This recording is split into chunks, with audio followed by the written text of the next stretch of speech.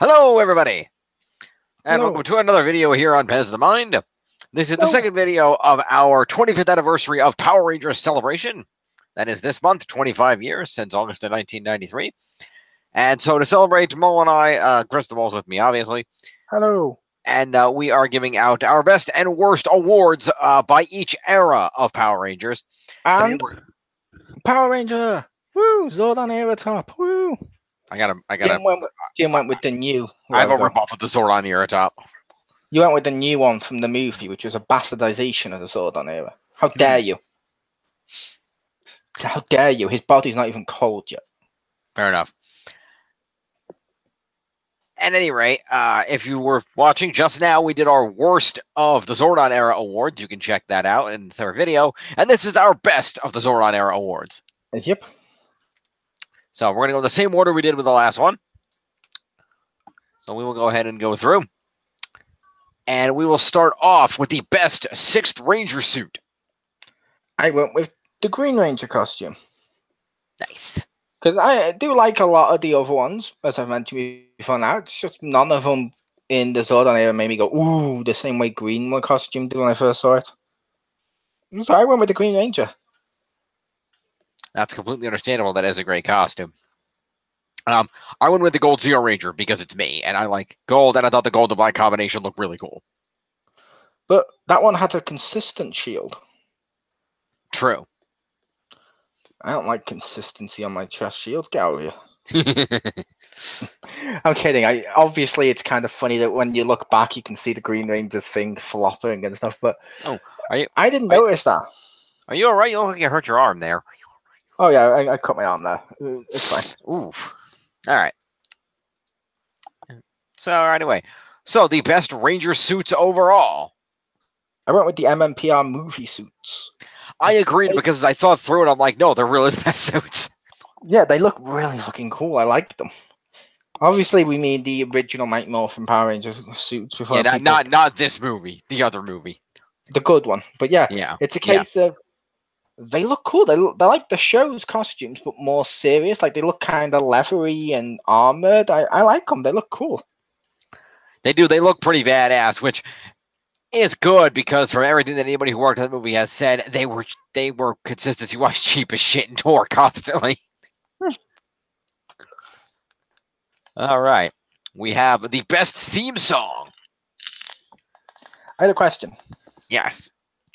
For theme song, do we mean the opening of the season, or do we mean the song on its own? The only reason I ask that is because obviously I do have one for both ways. What do you mean by song on its own? Well, like Go Go Power Rangers, for example, on its own doesn't have to. After 10,000 years, I'm free. True. I think it could be either way. I think it could be either way. I mean, I don't think it really makes that big of a difference. Okay, well, either way, it's the same song. I've gone with the MMPR song, but I went with season 2 because the intro is just so much more badass. As I mentioned to Sam before when I was talking to him about these, and he was like, "Oh yeah, that's true," and he remembered after I said it. Of season 1 was like, after 10,000 years, I'm gonna basically tell you the entire plot because, let's face it, you need to be reminded for 50 odd episodes. Season 2, you have the Green Ranger running across like a beach as fucking explosions are going off, like it's going mental at the beginning, and it plays the song. I'm like, oh my god, that's so cool. Like the song just took a level of badassness in season 2. It did.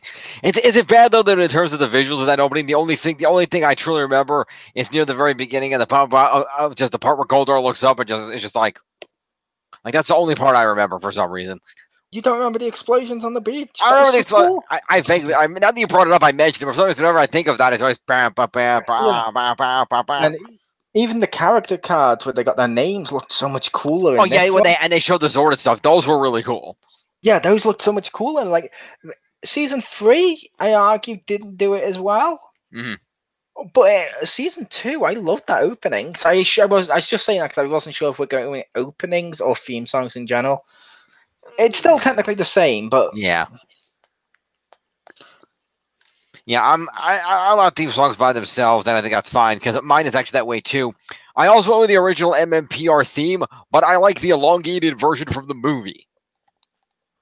I like the elongated version from Top of the Pops, which I own on cassette tape. Okay, cool. It was made by Simon Cowell, just to take you back. And at the end, you actually hear, aye, aye, aye, aye, aye, Zordon, what's that in the viewing globe? That is the future you are seeing, Alpha. That is the White Ranger. Dun, dun, dun, dun, dun, dun. And you're like, wait, what? There's going to be a white one? Like that came out before they actually had a White Ranger. That was just cool. It made #1 in the charts here for Christmas. Like the music chart in the UK, it was #1 for Christmas. And then at the very end, just here, I'm sorry that was garbage. It's going to be a no from me. Yeah. To be fair, you'd be surprised how many novelty songs he did in like the early 90s. Like I think he was tied to the Mr. Blobby song. Sure, why not? No, that was amazing. Mr. Blobby was basically he was someone who falls over a lot and was fat. Basically, I thought that was Mr. Bump. Basically, he's Kevin James in any of his movies, but instead of speaking, goes blobby, blobby, blobby, and has like pink. He's all pink with yellow spots. They did a song for him of Blobby, oh Mr. Blobby. It was awesome. Nice. Oh, God, I missed the novelty songs because it used to be kids' songs were #1 around Christmas, not reality TV band is #1. Right. It was a better time. All right, let's go to the best morphing sequence. I went with MMPR season 1. Technically, it's the same for season 2, but I wanted the one where it includes the Green Ranger. It was just cooler. It's iconic of just Mastodon, Pterodactyl, and stuff. That's cool. I like that. That's fair. And this is kind of ironic for me because as much as in the last video I talked about the impracticality of the morpher, I actually like the look of Turbo's morphing sequence. Purely because it's like, okay, you know, it's really because like it's just like this, and like the light comes out of the wrist, and the suit lights up, and the helmet flies over in pieces, and it connects. I just thought that was really cool. That was cool. Even though I think technically I gave the worst one to the hell did I give it to last time? Space. Yeah, Space. Yeah, it says unless Space. Because Kid picks it up and suddenly unlocks a power up. No, that was for the morpher. Oh. I just didn't like the sequence of typing in the numbers to do it. But oh yeah, I never set my password. Yeah. However, I didn't think any of them were really terrible. Yeah, I can agree with that. And the question we're going to have to ask ourselves, Jim, going forward, and we can make the rule here in this video, what happens for one-time morphs? The reason why is what happens when we get to the Disney era? Do we want to include Adam's morph? That's a good question. Where they've redone his morph? Because they have redone it. It's a new thing. It's cool. But is that cheating? Because it's a morph from a different season. True. Yeah, we'll discuss that another time. Yeah, we'll figure it out. All right, moving along. We have the best mode of transportation that is not a Zord. Galaxy gliders. Damn right. Ninja Turtles, using them on space is like the coolest fucking thing. I don't care that a lot of Power Ranger fans were like, oh, Ninja Turtles, just because it was better than space and it was beating it in the ratings. It was a case of Ninja Turtles on gliders in space is awesome. I'm going to state something here. Like I said, I don't know the actual truth. I haven't looked the numbers up, but I'm just going to put this here. A couple of weeks ago, I went to a convention. I met Christopher Kamen Lee, who played Andros, and Justin Nimmo, who played Zane in Space. They were at their panel. He talked about the Ninja Turtles episode and about how much he freaking did not like that episode, and how he gets asked about it constantly. But he went out of his way to, at least, again, I don't know truth, but went out of his way to emphasize that they put the Turtles on our show because they needed a ratings boost. They needed us. We didn't need them. Actually, it was the other way around. I'm just telling you what he said. I don't know what's true. I'm telling you what he said. Yeah, I'm telling you what was literally said at the time was Ninja Turtles was out boosting all of Power Rangers. And the reason they got rid of Ninja Turtles at the end was because the cost of Power Rangers versus the cost of the license of Ninja Turtles meant they had to pick. And even though Ninja Turtles was outperforming it, they were making more money off Space. Or Turbo, whichever one ran at the same time. Because it might have been Turbo that ran at the same time. Maybe. Okay. So yeah, Galaxy Gliders are badass. Yeah, and like I said, that was just cool. I'm sorry, the Ninja Turtles gliding in space is just cool. I like the Ninja Turtles crossover. Cool. It was fun. That was cool. Things you never thought you'd see. Oh, by the way, even though I've only seen a little bit of it, I will also emphasize that those turtles on Galaxy Gliders in space still more futuristic, realistic looking than anything in Fast Forward. Yeah, you haven't seen Fast Forward the cartoon, I don't think, which is a terrible cartoon. I think I saw like one episode. But that show was fun. It wasn't great, but it was fun. I was sad it didn't get season 2 because season 2 was adding Shredder back and all the stuff that made it Ninja Turtles. Probably shouldn't have got rid of that in the first place, but yeah, maybe. But it was still fun. Yeah, I remember hearing that. All right. Moving on, the best ally or supporting cast member. Yep, and I did ask specifically if this would count, and Jim said, yeah, one-time allies do count, even, which means when we go next one, we could go for all of the Red Rangers ever. Technically. That is true. However, I went with Masked Rider. It's a good call. I loved the costume. I loved the spin-off. I'm one of the few that actually watched all of Masked Rider, because I know a lot of Power Ranger fans said they didn't like it or they didn't watch it. Mm-hmm. I actually liked Masked Rider. It was fun. I really liked it. And I liked this transformation too of activate, and he did it. He gets all the modes like gold and blue, and it was cool. I liked Masked Rider. Indeed. And I know we kind of discussed this a little bit in the other video, and I know Mole doesn't totally agree, but I had to give it to Bulk and Skull just because of how iconic they are.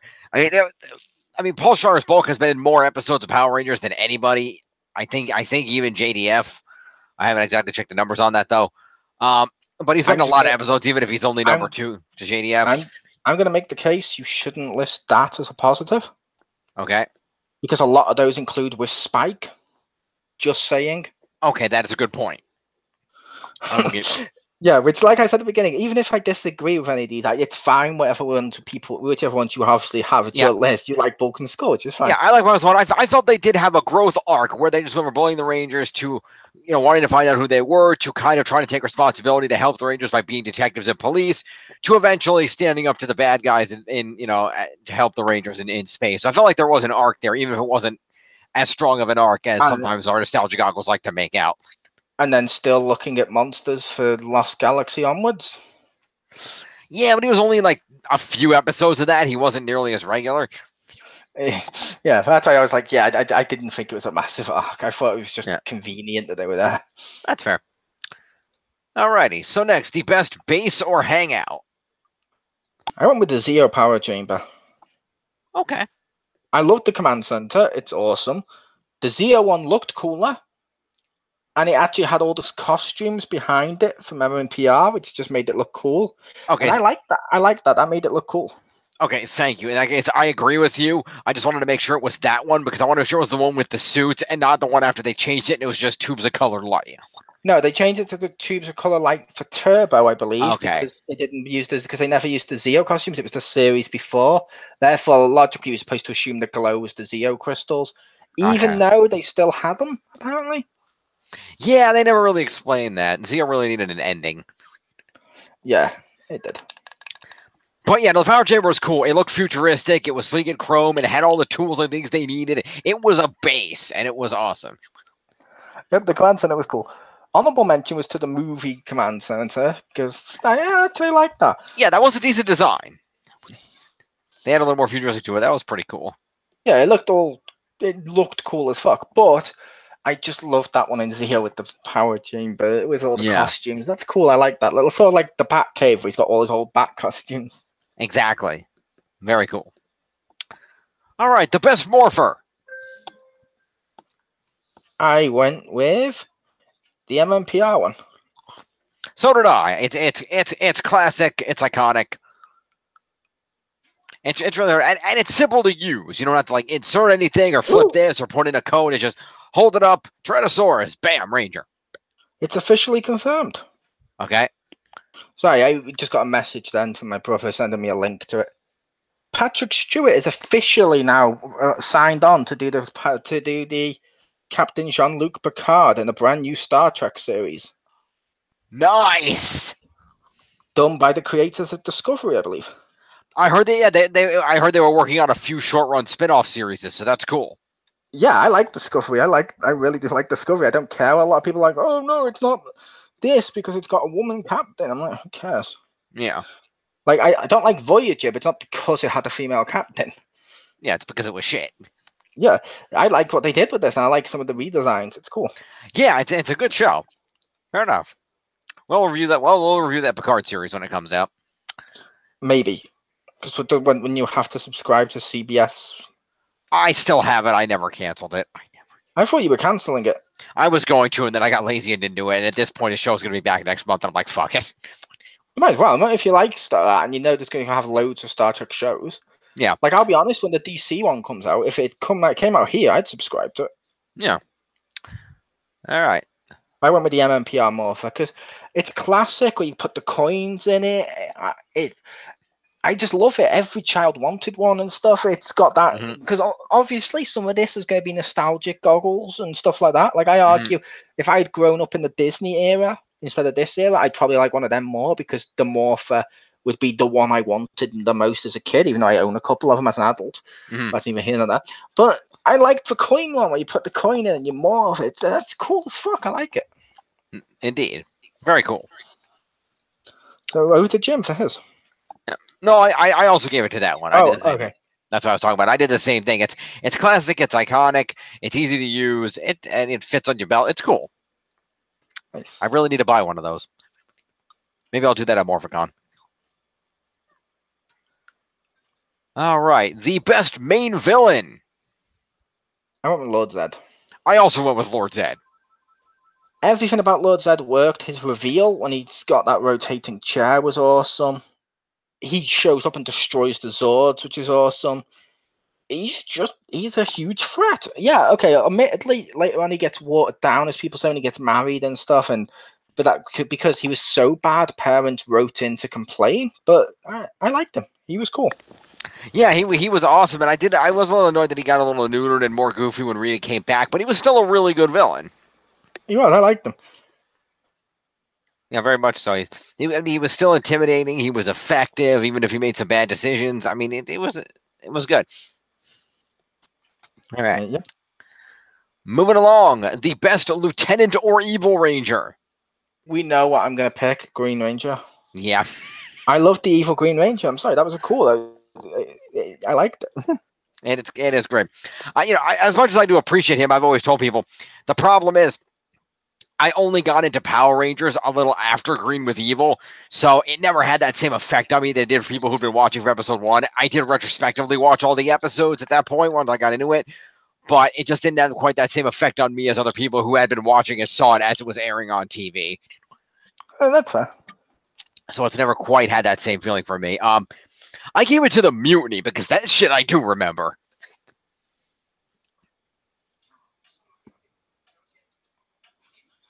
Wait, that's what. But we're gonna get to that award later. I forgot what award we were on. Yeah, one evil Ranger. Because you were talking about Green with Evil, I got messed up. But that's my award for later. But Lieutenant, I gave it to Darkonda from Space because he was just fucking evil. Like, first of all, kidnapped children, blatantly kidnapped children, and brainwashed them to be evil, or at least gave them to someone to be brainwashed to be evil. And then, he had multiple lives, so he didn't care if he died because he would just come back. And like he would just fucking murder people, betray people. Like literally, a guy showed up as the ultimate evil of the galaxy. Though admittedly didn't back that up, and Darkonda was like, "No, fuck you, missile." It's like, no, I will destroy you, and I'm gonna do whatever the hell I want because I'm fucking Darkonda. He was evil as hell, and I like that character. Yep. Good stuff. Foot soldiers, I think it's kind of obvious. I went with the original putties. Yeah, the original putties. Yeah, as I mentioned to Jim, every season people refer to the foot soldiers as the putties of the season, even if they don't actually officially call them that. Mm-hmm. And it makes sense. They deserved that. They had quite a good run. Monster of the Week. I went with Eye Guy. Jim knows I really like him. I don't know why. He's just cool. He's impractical as hell because, as I mentioned, he's covered in eyes, but he's cool. He was covered in eyes before hipsters knew what Apple products were. Yep. Boom. His optometry bill must have been terrible. Yep. He's the only guy in history that can see John Cena. Pretty much. No, but I liked him. I had an honorable mention, but I'll say that in a sec. But I really did. I think I might have your honorable mention if I recall what you said the other day correctly, but I gave it to Pudgy Pig. He was my honorable mention. That's the only reason I didn't, just in case. But yeah, he was fun. He was really fun. He was good, you know. He like pig face with a helmet, and he was goofy, and he ate food, and he had a shtick, and he stuck to it. And they had a unique way that they beat him by feeding him spicy food, making him throw. So it was a fun villain. And he was a great toy. I didn't have the toy, but I heard he was. The toy, you could open up his mouth, feed him stuff, and you pulled the arm up at the back so he'd shit it out. But essentially, you could feed him stuff and go, and it was cool. Nice. I think they're actually releasing a Pudgy Pig Funko Pop sometime this summer. Oh, cool. Because I know they announced, like, part of Morphicon, the anniversary, they were releasing a bunch. They're doing, like, a Rita Z 2-pack. They got Pudgy Pig. I think they did one of the Pumpkin Wrapper. Yeah. Like, I'll admit, I went to, what was it? It wasn't Spain. It's near Spain. I went near Spain. Mm-hmm. Portugal? Magaluf, I believe. Yeah, Magaluf. I was there. I went to Magaluf when I was a kid. When I was there, they had a load of Power Ranger toys in stock that we didn't have here. So I used most of my holiday money just on them. Like, nice. I bought a Pudgy Pig. I bought the head-flipping Green Ranger. I bought the Black Ranger because he was in stock, so I got him. I like the head-flipping Rangers, even though they're completely useless. Mm-hmm. But I like them. That's cool. All right. The best Zord. I figured you were going there. I could go Ultra Zord, or I could go Dragon Zord in battle mode, or the other ones. But I went Dragon Zord because somehow all the other Zords, for me, are cooler when they're attached to Dragon Zord. But somehow Dragon Zord becomes less cool when it's attached to other stuff. I can see that. It's sort of like Dragon Zord is the black friend. Like, all the white friends are more cool for hanging around him, but he's less cool when he's hanging around the white friends. Fair enough. I don't even think that's offensive. I don't think that's an offensive joke. Okay. If it was, I'm sorry. That's fair. Anyway, I actually went with, and this one is always been usually because it's one of the. I don't have a lot from that season that I'm totally on board with, but this one I always was. I like the Super Z Omega Zord. Because it was a cool looking Megazord. You know, it had all the shapes of the other Zords, so it was very geometrical and it was very colorful. And it had my favorite Megazord finishing attack of all time, where it had two swords and it went chung, and then it went ching, and then the explosion was delayed until it went shoot, and then it monster blew up, and it was awesome. It was. That was just a really cool. So that's if I ever get a toy, I want that Megazord because that was a really cool Zord. All right, the best gadget or communicator. I went with the MMPR communicators, the one I actually, as Jim knows, have a toy of, which is the Tommy version. But the green white. It was cool. It was cool. You click where you did the and you ooh. Admittedly, they could have chosen a slightly more shit about to get real tone than but still, I like that. It's cool. And it was practical too, because it let them communicate. Yeah, but it makes sense. You do realize what that tone is, right? What's that? Go, go, Power Rangers. Yeah, but like I said, it's whimsical compared to, like, I would have, like, when the viewing globe goes off, it's like, woo, woo, woo. Like that, they could have done that on the wrist instead of more like, oh, my show's about to start. I don't know what. Yeah, but that's the problem. Is those things are liable to go off in the middle of his Applebee's class or sit in the middle of Ernie's. So all of a sudden, that giant freaking alarm going off. People are gonna be like, "What's going on? Where are those 6 people in oddly specifically colored clothing going?" And if that alarm doesn't, they don't already ask that. I mean, it's the same 6 that wear the same colors and always run towards danger or stay around in the juice bar shit's collapsing. And no one ever asks, oh, where are they? Did they make it out safe? Even though health and safety laws would be lining everyone up outside and making sure you took a head count. Yep. All right. Mine, because I always thought this was a clever idea. It was kind of a neat thing. I gave Oh it god, you gave it to the Turbo Navigator, didn't you? No, I did not. You're like, oh my god, that's super practical. No, what was practical? I actually gave it to Rocky's Red Ranger helmet scanner from the movie. I like that. I like that. I thought that was really cool. Just like, oh, it's like a heat scanner, and you can help find the monsters. Like, and in the dark, it made sense as opposed to the turbo scanner, which made no sense. Oh no, the movies, they all had cool weapons and gadgets that all seemed to make each team member unique. I wish they'd focused on that more, like the headlights and stuff. It was exactly. There was. I think the whip and the other thing were added in retrospect, because from one thing I read, it was that originally all the Rangers were going to have a thing that their helmet did, but then they ended up cutting everybody except red and yellow. Yeah, it could be, but then again, I don't know if they would be added retrospective, because they probably just changed the weapons, because the Rangers have weapons. Right, and that's what I mean. What I meant is that after that scene was filmed and they realized, we're not going to use the others, let's do this other scene and give the Rangers that didn't get that some cool stuff to do, so they have something. Possibly. Yeah, fair enough. All right, we got the best weapon. Jim knows what mine is. I think I know what yours is. The Dragon Dagger. Of course. I'm saying it's a cool little blade. When he plays the tune, it summons a Zord, which is awesome. It can shoot lightning when he summons it. Or, when he's in a hallucination years later, he can stick it in a tree and threaten him. Yep.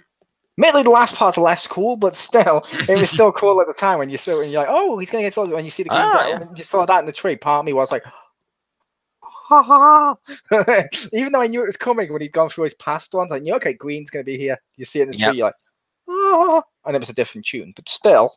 Yeah, I still liked it when he's playing the tune and he's doing shoots lightning. It's cool. I like it. It is cool. I agree. I was thinking similarly, but I went to his other hand. I gave it to the Sword of Darkness. Oh, thank God. I thought it was going to be the sword I hate. No, I wasn't going to say Saba. I know some people like Saba. I don't like it with its little personality, and it's like, yeah, I don't want a weapon that can answer back to me.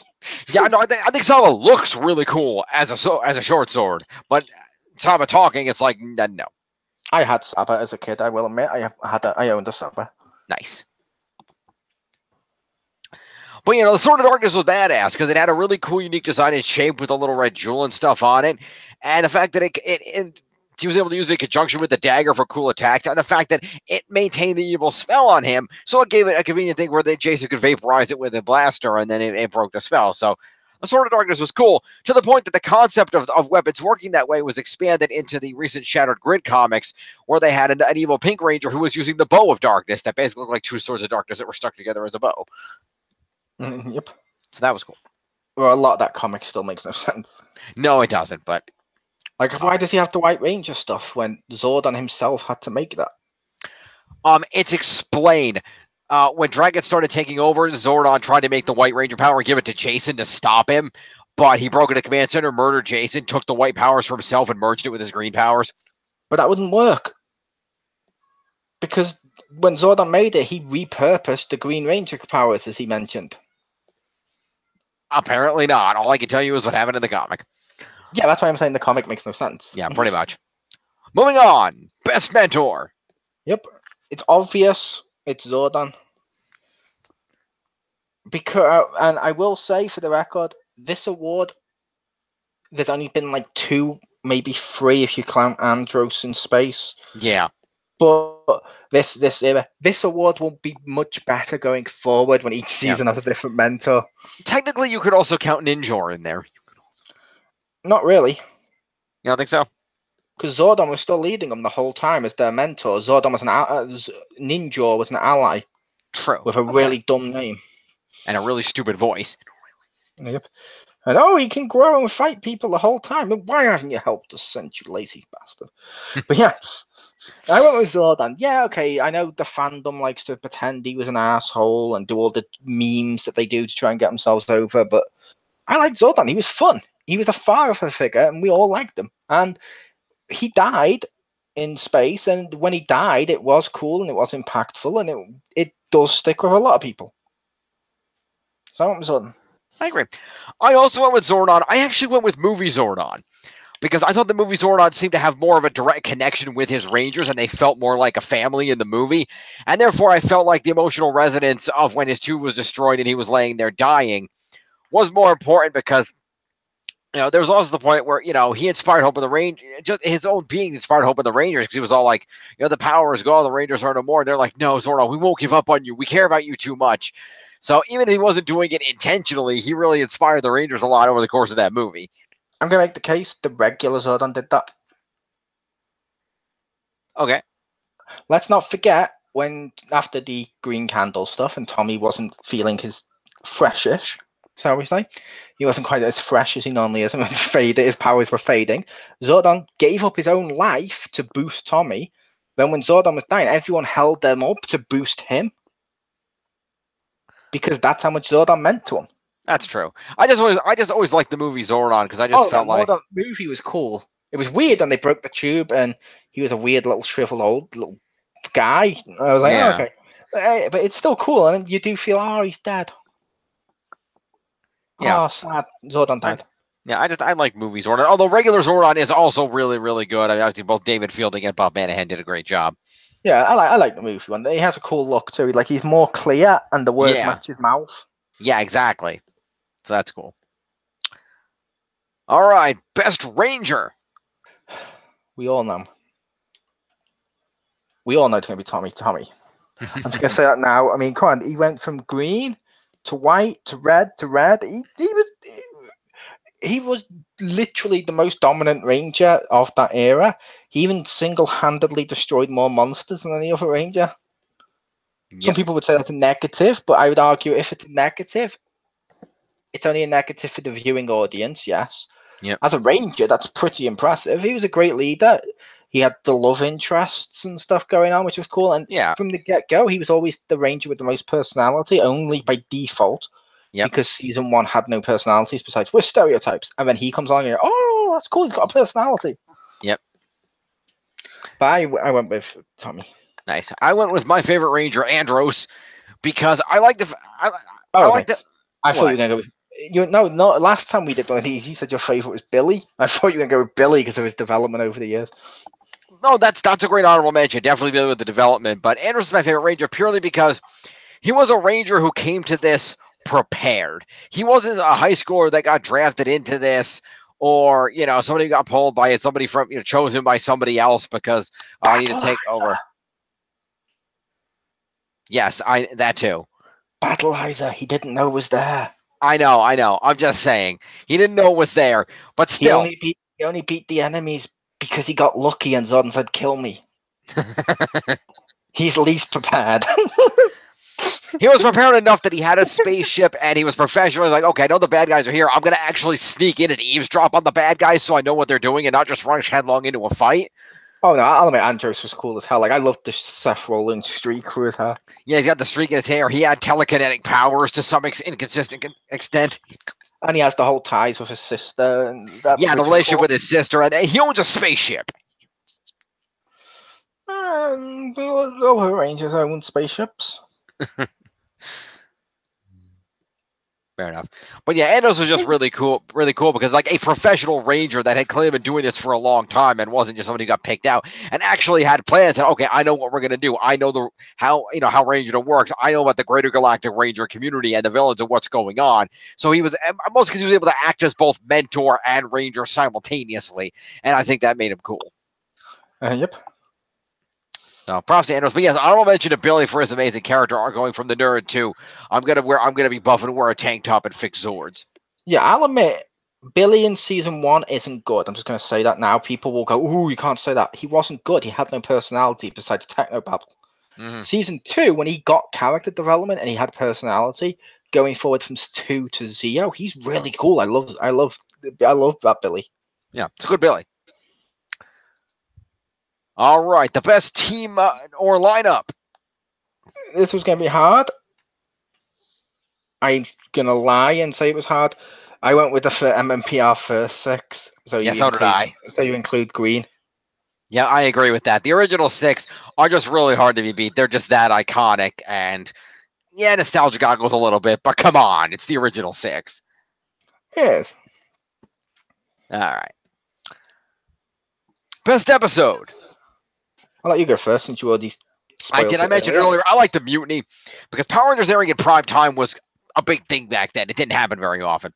And so the fact they announced, this is going to be a 3-parter airing in prime time, the mutiny. And it's like, oh, this is a big deal. And then you watch it. And it's like, okay, here. And then all of a sudden, you see Rita like getting, like, wait, Rita's being attacked by somebody else? What is this? Wait, who? Lord Zed, who's this guy? Wait, Rita has a boss? Who the hell's this guy? Then he throws Rita out, fucking destroys his Zords. Like, holy shit, this dude is effective and scary as hell. And you could tell, because when he turned around on the chair and did that, he had legit boss.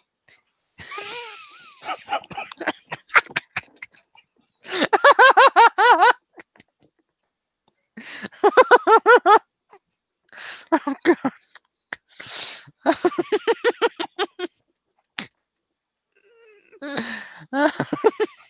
Okay. No, but that was a good episode. That was good. But yeah, the mutiny is awesome, and I just remember having an impact on me for being in prime time because it was like, oh, look at this, and it was just really, really cool. And at the age I was, I didn't consciously understand that. Oh, okay, this is a new season. I just thought it was really amazing. Yep. I went with Green with Evil. I love that arc. It's a great episode. I will admit it has one problem that even to this day still bugs the crap out of me. What's that? Zordon. Okay. I mentioned this before. When Tommy's in the command center and he's destroying stuff, Zordon clearly screams out, "Tommy, no!" Mm-hmm. Then, when they get Zordon back up, he's like, "I don't know who this is.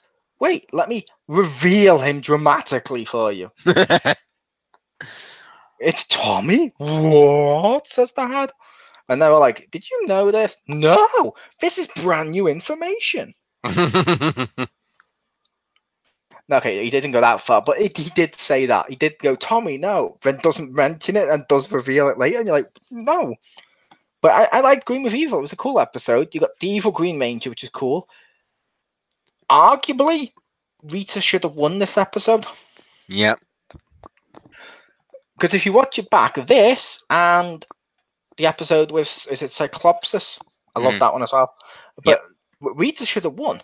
The only reason they don't win is she keeps pulling back every time she's winning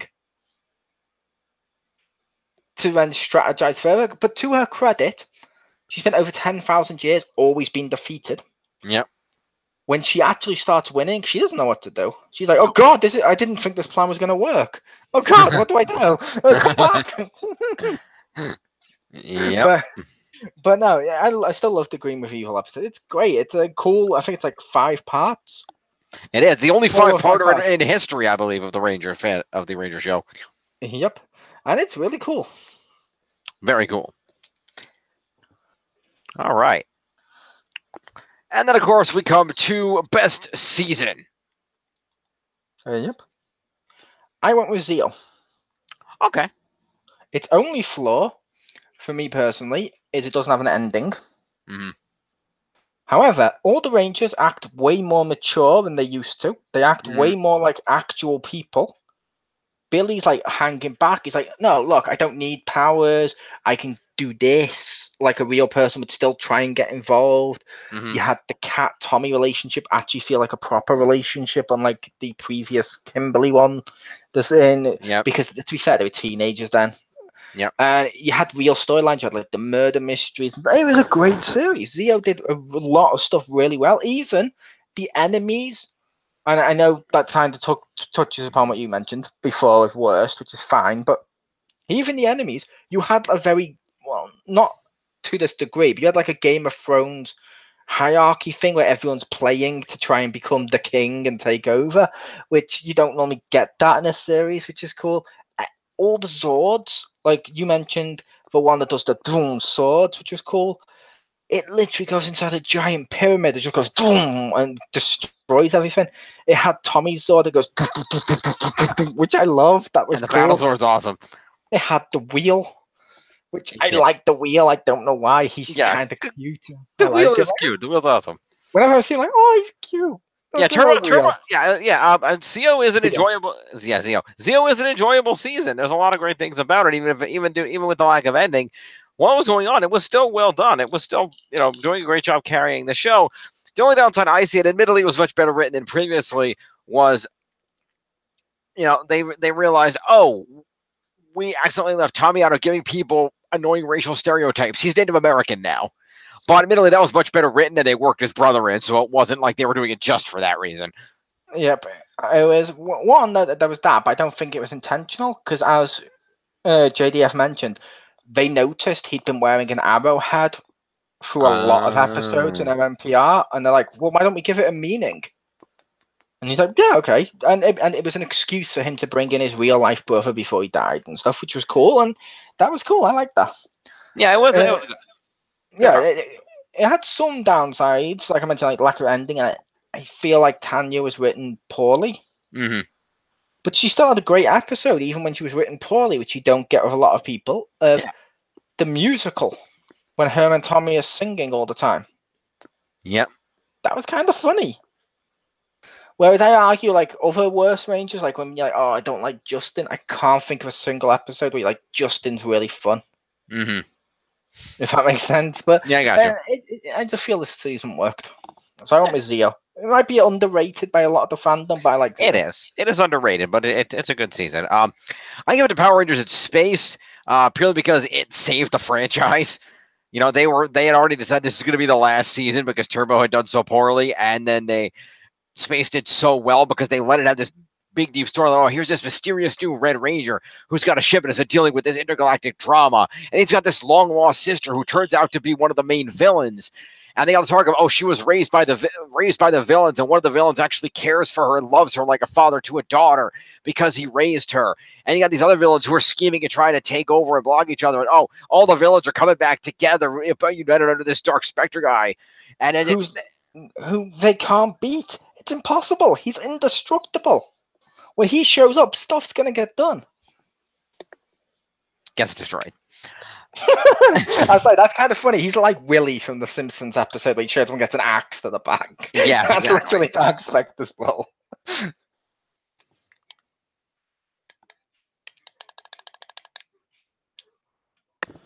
But yeah, so overall, I just really liked it in Space because it does feature my favorite Ranger Andros, and it's just a really well written season where they explored the greater galactic Power Rangers universe. It really kind of did a lot of world building and fleshing of things out with all the different villains and Dark Spectre, and the great storyline with Andros and Astronema. Plus, the Andros Ashley romance was in there. They even brought back the Phantom Ranger, and his thing with Cassie kind of continued. So they really did a lot. They ripped off Star Wars and Star Trek somewhat, but it was still a really enjoyable season. I will make the case that wasn't the best relationship on the show. Okay. I liked, as much as his costume wasn't good, I liked Zane and Astromeda. That's true. That was also good.